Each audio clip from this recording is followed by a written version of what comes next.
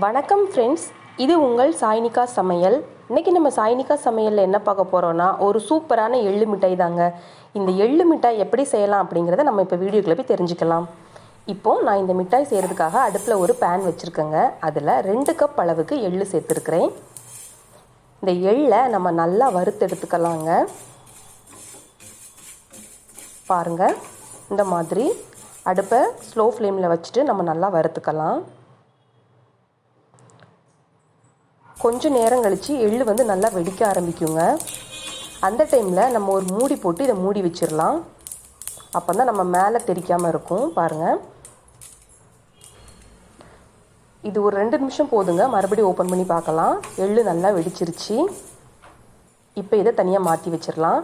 இப்போது அதே பேன்லேயே 2 கப் அளவுக்கு நாட்டு சர்க்கரை சேர்த்துருக்கேங்க. உங்கள்கிட்ட கருப்பட்டி இருந்தால் கூட சேர்த்துக்கலாம். அதுக்கு 1 டம்ளர் அளவுக்கு தண்ணி சேர்த்துருக்குறேன். சேர்த்துட்டு நல்லா இதை கலந்து விட்டுறலாம். இந்த நாட்டு சர்க்கரை நல்லா கொதிக்கணுங்க. பாருங்கள், இந்த மாதிரி நல்லா முறையாக கொதிக்கணும். அந்த அளவுக்கு நம்ம இதை கலந்து விட்டுட்டே இருக்கலாம். அடுப்பை நீங்கள் ஹையாக வச்சு கூட கலந்து விட்டுக்கலாம். பாருங்கள், இப்போ கொஞ்சம் திக் கன்சிஸ்டன்சிக்கு வந்துருச்சு.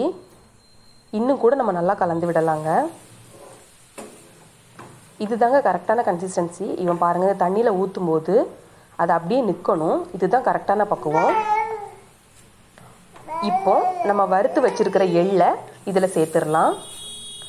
சேர்த்துட்டு அதையும் நம்ம நல்லா கலந்து விட்டுறலாங்க. சீக்கிரம் செஞ்சிடலாம் ஃப்ரெண்ட்ஸ். இந்த ஸ்வீட் பார்த்திங்கன்னா ரொம்பவே டேஸ்ட்டாக இருக்கும். அவ்வளோதான், எல்லாமே நம்ம நல்லா கலந்து விட்டாச்சு. இப்போ இதை கொஞ்சம் ஆற வச்சு கை பொறுக்கிற சூடு வந்தோடனே நம்ம குட்டி குட்டி பால்ஸாக உருண்டை பிடிச்சிக்கலாங்க. 90s கிட்ஸ்க்கெலாம் ரொம்பவே ஃபேவரட்டான ஸ்வீட்டாக இருக்கும் இது. நம்ம முதலெல்லாம் கடையில் வாங்கி சாப்பிடுவோம். இப்போ நம்ம வீட்டிலையே இந்த மாதிரி அழகாக செஞ்சு சாப்பிட்லாங்க. பாருங்கள், கை பொறுக்கிற சூடு வந்துருச்சு. இப்போது இந்த மாதிரி குட்டி குட்டி பால்ஸாக நான் பிடிச்சி வச்சுருக்கிறேன்.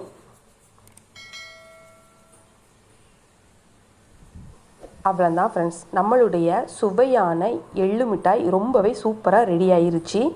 நீங்களும் இதே மாதிரி செஞ்சு பாருங்கள். ரொம்பவே ஹெல்த்தாக இருக்குங்க. குழந்தைங்களாம் கண்டிப்பாக சாப்பிடுவாங்க. நாங்கள் இப்போ இந்த எள்ளு மிட்டாயை சாப்பிட போகிறோம்.